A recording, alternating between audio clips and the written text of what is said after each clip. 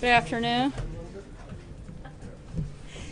This morning, faced with the very real possibility of a potential immediate shutdown of the entire DACA program by a federal court, President Trump took the responsible and constitutional step of announcing that the administration will be phasing out the program over the next 2 years. Today's September 5th deadline was set by the plaintiffs presenting the administration with two and only two real options to choose from: the likely sudden cancellation of the program by a judge, or an orderly wind down that preserves the rule of law and returns the question to the legislative branch where it belongs. The president chose the latter of the two options. The president made the best decision in light of the fact that the system set up by the Obama administration in clear violation of federal law. President Obama even admitted this himself when announcing the program, calling it a temporary stopgap measure and calling on Congress to act. DACA was initiated after Congress explicitly rejected the same proposal in legislative form. In other words, President Obama didn't just suspend federal law, but implemented a policy Congress had explicitly rejected. There's a misconception that DACA primarily serves as a shield from deportation. This is misleading. DACA grants work authorization to nearly 800,000 individuals who are not legally authorized to work. DACA recipients whose average age is in their 20s were not an enforcement priority before, and they certainly won't become a priority now. The priorities remain the same: criminals, security threats, and those who repeatedly violate our immigration laws. The main effect of today's announcement is that work permits and other government benefits are being gradually phased out. But rather than leave DACA recipients and the men and women of immigration enforcement in confusing limbo while the DACA program was challenged by states in the same court that struck down another of the previous administration's unlawful immigration orders earlier this year, President Obama is laying out a responsible 24-month phase-out. President Trump. No permits will be expiring for another 6 months, and permits will remain active for up to 2 full years. The president was elected partly on his promise to deliver meaningful immigration reform that puts the jobs, wages, and security of the American people first. He is delivering on that promise every day, and he has put forward serious proposals to Congress that would responsibly end illegal immigration, prevent visa overstays, remove dangerous criminals, protect American jobs and wages, and create a merit-based system that grows our middle class. These are not just President Trump's priorities, they are the American people's priorities. For decades now, the American people, immigrant and U.S. born, have asked Congress to establish a lawful immigration system that protects our country. They've asked for strong, secure borders. They've asked us to protect American security and American jobs. And they've asked us to have compassion, not only for those who are here illegally, but for unemployed American citizens, including millions of unemployed African American and Hispanic citizens who continue to suffer under a broken system. The president's DACA decision today brings us closer to a safer, fairer, and legal immigration system. Now that he has ended this unsustainable and unconstitutional program imposed by the previous administration, the president is calling on the men and women in Congress to fulfill their duty to the American people by truly reforming our immigration system for the good of all people. And with that, I'll take your questions. John? Sarah, one question that went unanswered today was some 359 members of the DACA program enlisted in the U.S. Army in 2016. Their tour of duty would run standard 4 years, I would assume, but their DACA status would only last 2 years. If there's no fix by Congress before March the 5th, do you know what will happen to those people? Will they become ineligible to remain in the military, or will there be special dispensation? Is that being worked out? We have confidence that Congress is going to step up and do their job.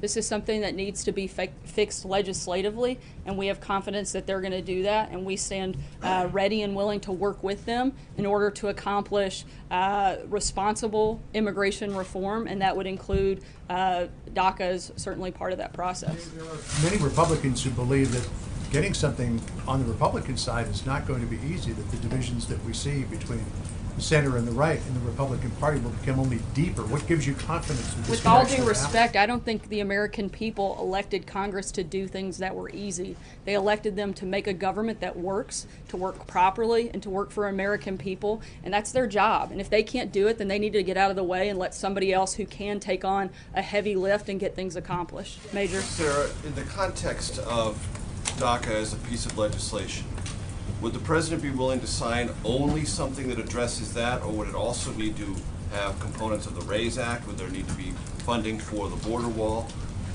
Or would he be willing to sign something that simply addresses DACA legislatively? The president wants to see responsible immigration reform, and he wants that to be part of it. But again, we can't take just a one-piece fix. We've got to do an overall immigration reform that's responsible and frankly that's lawful, and that's what the president wants to see Congress do. What would be the priorities for him in a comprehensive reform package? Would it be DACA and what else? And certainly to control the border, to improve vetting and immigration security, enforce our laws, and do things that protect American workers. Let me ask you a question on North Korea. In the president's mind, is it an option to simply contain a North Korea that possesses nuclear weapons? Certainly the priority of the administration is to have denuclearization of the Korean Peninsula, and it's also to protect American citizens. But certainly the priority would be that. Phil? Sarah, you're talking about a comprehensive immigration fix from Congress in a span of 6 months, and much to the president's frustration, Congress hasn't been able to really do much at all this year. What gives him confidence that they're going to be able to act on immigration? Has he spoken to any congressional leaders since making this DACA decision? He's spoken to a number of leaders, but hopefully, as you guys all know, they just came back from a 3-week vacation. I think that they should be rested and ready to take on some big challenges that America faces. Why put the fate of the lives of 800,000 Because it's Dreamers, Congress's people in job there? to legislate. It's not the president's job to create law. It's not. It's Congress's job to create legislation. I think that's something we all learned in 8th grade civics. I know I certainly did, and I think that every member of Congress should know that that is their duty, and we're asking them to fulfill it. It's pretty simple. I think that the American people elected them to do it. And again, if they can't, then they should get out of the way and let somebody else take their job that can actually get something done. Steve? What consideration are you giving to negotiations with North Korea over the nuclear program? Look, I think in terms of negotiations, we're looking at putting aggressive measures both diplomatically, economically, and as we've said, all options are on the table, and we're going to continue to push for a safer and denuclearized Korean Peninsula, and that's the priority here. Jim? It sounds like the president is saying, and you're saying, that if we're going to allow the Dreamers to stay in this country, we want a wall. Is that accurate? I don't think that the president's been shy about the fact that he wants a wall, and certainly something that he feels is an important part of a responsible immigration reform package. Can I ask you one follow-up question? Why did the president not come out and make this announcement himself today? Why did he leave it to his attorney general? It's his decision. These kids and their lives are on the line because of what he's doing. Why not have him come out and make this It's call? in large part a big part of the legal process. This was deemed illegal by, I think, just about every legal expert that you can find in the country, including many of Obama's own attorneys, said that this was not lawful program. Right. And therefore it would be the Department of Justice to make a legal recommendation, and that's what they did. But the attorney general said, Thank you, Sarah. Would the quick question, yes or no, and then a follow-up. Would the president sign a standalone DACA extension? Again, I've addressed this. The president is hoping to work with Congress on responsible immigration reform, and I laid out the priorities that the administration has on that front. So the president's voiced and you voiced some objections to the constitutionality of DACA. Where does the president stand on the program itself? I think that in the answers that I've given is that the president has been, and I think part of the reason that this is complicated and one of the reasons he's wrestled with this back and forth in large part is because this is not an easy one. and certainly something where he wants to be able to make a decision with compassion, but at the same time, you can't allow emotion to govern. And this has to be something where the law is put in place, and it's something that he would support if Congress puts it before him. He would support it if it came with. I'm just trying Again, to get the specifics. responsible Does it- immigration reform. We can't just have one tweak to the immigration system. We need really big fixes and big reform in this process, and we've laid out the principles that we feel are important in that. John Decker. Thank you, Sarah. Is this a position? Sorry, John Decker. Thanks, Sarah. All right, I'll The look down. President, as recently as February, had expressed sympathy for the DACA recipients.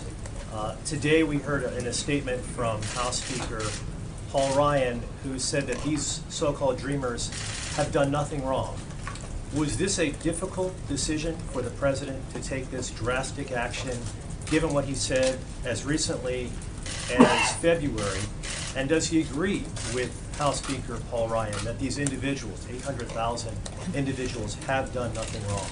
I think largely yes, and that's why I said it was one of the things that the President wrestled with this decision all throughout the weekend. So I kind of addressed that, so I think that's pretty clear. It was just this weekend that he wrestled with it? It wasn't leading up to it? Well, no, I mean, I think we've been clear throughout the process. There wasn't a final decision made until over the weekend because of the back and forth and the complexity of the issue and the ability to make the right decision and allow Congress to actually do their job and provide a fix instead of just stopping the program. And that was a big point for the President. Jordan? Thanks, sir. I want to drill down a little more on what you mean when you say the President wants to act with heart and compassion with regard to these DACA recipients. Does that mean offering them a pathway to citizenship? I think it means providing a more permanent solution that's done through the legislative process, done legally and responsibly, unlike the previous administration. A permanent solution, does that mean you're like giving them legal status legislatively? Like what is the permanent solution that I think the that's President something we envisions? want to work with Congress to determine exactly what that looks like, but there has to be, something needs to be done. It's Congress's job to do that, and we want to be part of that process and make sure that there is a fix put in place and that this isn't ignored like it has been for the last 5 years. If Congress doesn't get it done by the March 5th deadline, considering the President's personal feelings about these DACA recipients, would he consider giving them additional time to get a solution passed? We'd like to have confidence that Congress will actually do their job. We're going to ask that they do that and that they allow us to work with them and be part of that process. But again, if Congress doesn't want to do the job that they were elected to do, then maybe they should get out of the way and let someone else do it. Stephen? Sir, when we heard from the Attorney General this morning, he repeatedly referred to DACA recipients as illegal aliens, and at one point he intimated that hundreds of thousands of Americans did not get jobs that were taken by DACA recipients. Does the President share that view? I think that it's a known fact that there are over 4 million unemployed Americans in the same age group as those that are DACA recipients, that over 950,000 of those are African Americans in the same age group, over 870,000 unemployed Hispanics in the same age group. Those are large groups of people that are unemployed that could possibly have those jobs. But again, we're looking for fixes. We're not looking for complaints, but we're looking for solutions, and that's our focus moving forward. Reconcile those statistics with the idea that hundreds of thousands of people, if the President gets what he wants, would achieve legal status. How do you reconcile those two competing interests? Well, I think one of the first things is the President is looking to create a whole lot more jobs in America so that it addresses both problems. There's a reason he's focused largely since day one of taking office in creating a better market for businesses to create jobs, to hire more people, higher wages. He's gotten rid of over 800 regulations that have helped do just that. 1.2 million jobs have been created since he came into office, and every single day we're looking for more ways to grow that number. And so we're doing our part to address and create an environment that allows people to have more jobs, and we're going to continue doing that. Kristen? Thanks. The President vowed to treat dreamers with, quote, great heart. How is this move treating them with great heart? I think by allowing an orderly process to take place. You know, there's a lot of people that I've seen attacking the President for not showing the level of compassion that they feel like he should. To me, the most heartless thing that I've seen all day today is that Democrats like Nancy Pelosi are using this decision today for fundraising while the president's trying to fix this situation. They are politicizing an issue instead of actually doing their job. If they would spend less time fundraising and more time focusing on solutions, we wouldn't even be in this problem in the first place. On the president's decision, where all of this stems from, Dreamers, supporters of Dreamers say this is cold-hearted. You're leaving the future of 800,000 people uncertain, up in the air. What's your message to them? It's not cold-hearted for the president to uphold the law. We are a nation of law and order. And the day that we start to ignore the fact that we are that, then we throw away everything that gives these people a reason to want to come to our country. If we stop becoming the country that we were envisioned to be, then we throw away what makes us special, which makes America unique. This president's not willing to do that. The previous administration was, this one isn't. But we want to have real solutions. We want to have laws that address these problems, but it's Congress's job to legislate, not the president's. And we actually want to uphold the Constitution, and I think people across this country should be celebrating the fact that they have a president that is standing up and upholding the Constitution as he was elected to do. Margaret? I'd like to ask you about North Korea, but quickly on DACA. Is the president committed to honoring the will of Congress, essentially whatever Congress passes on DACA, or does he reserve the right to veto a DACA fix if he feels that it doesn't kind of holistically do what you're talking about, a bigger picture thing that touches on some of these As I've said, we want responsible immigration reform, and that would be part of that package and part of that process. So on the North Korea, if I could just ask. Vladimir Putin has said that he doesn't believe that sanctions are going to work at all against North Korea, and I'm wondering whether the president himself is coming around to that perspective, or whether he still believes sanctions can be effective, and if he has any plans that you could share with us to talk with the Chinese president or the Russian president himself. Look, we've been clear about what our priorities are, that now is not the time for us to spend a lot of time focused on talking with North Korea, but putting all measures of pressure that we can, and we're going to continue through that process. We've also said that everybody, including Russia, including China, need to do more to address the threat. This is a global threat, and everybody needs to take part in putting pressure on North Korea. And as we've said many times before, both Secretary Mattis and the President, that all options are on the table, and we're going to continue to keep them on the table until we get the results that we're looking for. Sarah, the President has said that the DACA recipients should rest easy. He's also said on several occasions that he loves them. Is he giving them his personal assurance that at the end of 6 months they will not be deported? I think he is giving Congress the ability to do their job. I've said that earlier. When he said they should rest easy. Look, the president gave the ability for us to have a 6-month process for Congress to actually step up and fix this problem, and they certainly have the ability to, and certainly should take that opportunity. One other question about during the other immigration moves that the administration has made. You've made the argument that the president's powers over immigration are very, very broad and unquestioned. Why in this case does he feel he can't do anything by himself and he has to turn it over to Congress? That was a specific statute within the Constitution that allows the president to take action to protect Americans. These are two very different things, and certainly not apples to apples. John Gizzi. Thank you, Sarah. 2 questions on DACA. Two-question Tuesday. Kansas Secretary of State Chris Kobach, a close ally of the president's, denounced the decision because of the 6-month delay in it and said there should be no phase out, it should have been implemented immediately. What's your response to that criticism from a strong supporter and ally of the president? I think our response is pretty clear. The president made a decision, and we feel very much that it was the right one. The other thing is that you talk about 4 million jobs that could go to other people. Has the president ever discussed this part of DACA with some of the leaders of organized labor to try to involve them in the process? President Trump of the AFL-CIO, President Hoffa of the Teamsters, and others that they work with. I'm not sure about specific conversations on that exact figure, but I do know that he has had conversations with individuals and relevant stakeholders in this process on both sides that know that that is an issue, whether DACA existed or not, the fact that there are 4 million people in this age group that are unemployed, and certainly why creating a better job market is a priority for the administration. Francesca. Thank you, Sarah.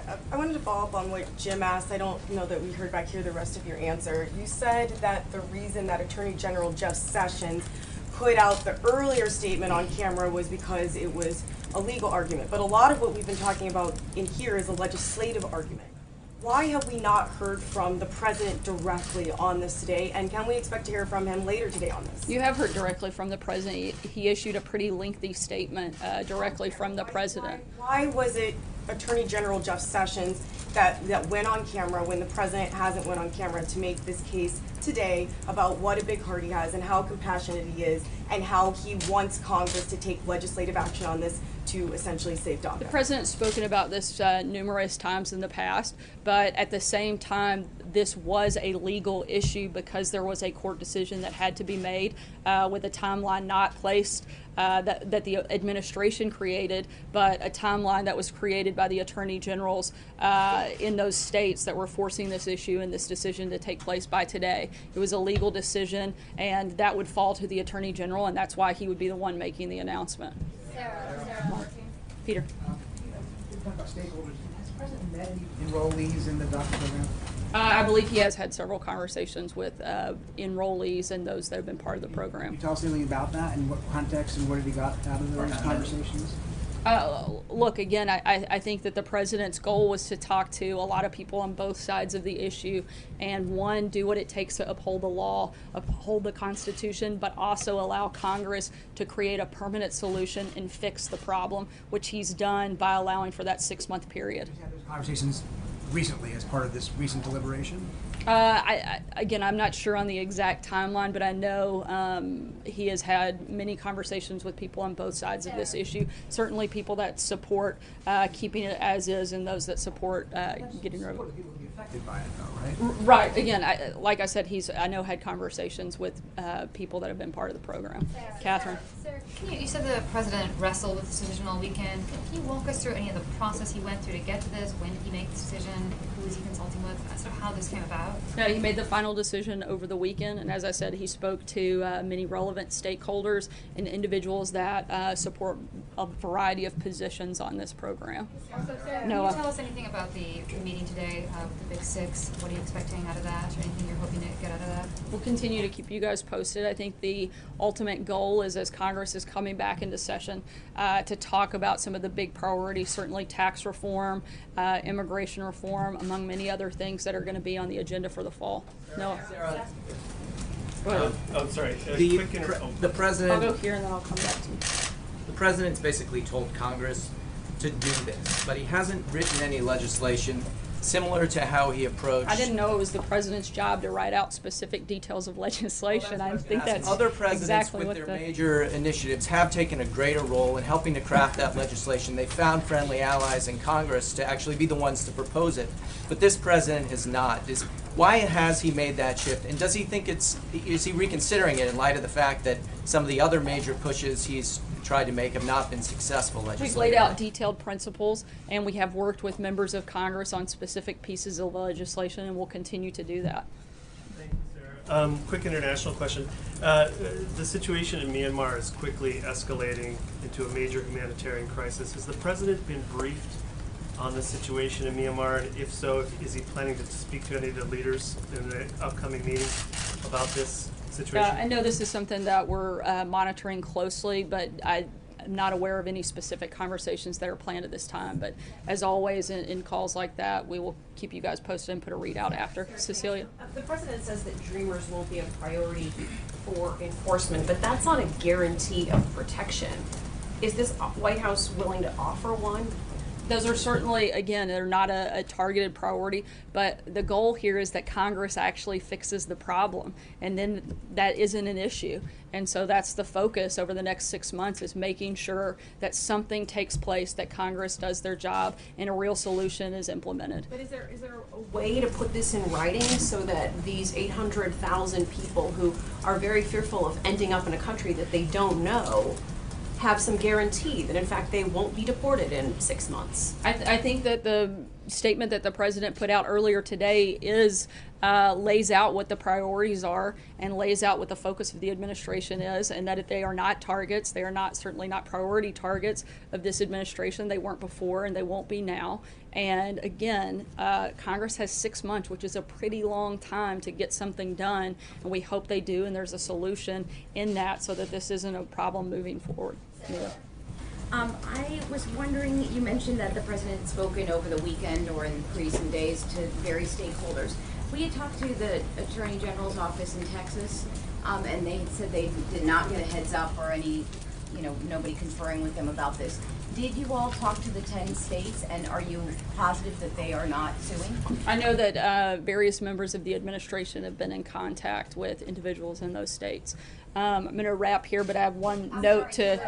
Wait, you didn't answer the second part. I have one thing I'd like to just add. The president will be announcing the donations that he will be personally making to the various charities, and thank you to those of you that have submitted. We had several people put in submissions, and he'll be doing that tomorrow. And again, I know there were a lot of questions over the weekend. That will be a personal donation of $1 million from the president to various organizations and charities, many of which came from this room. So thank you again for that. Hope you have a good day. Was the doctor's decision a Christian?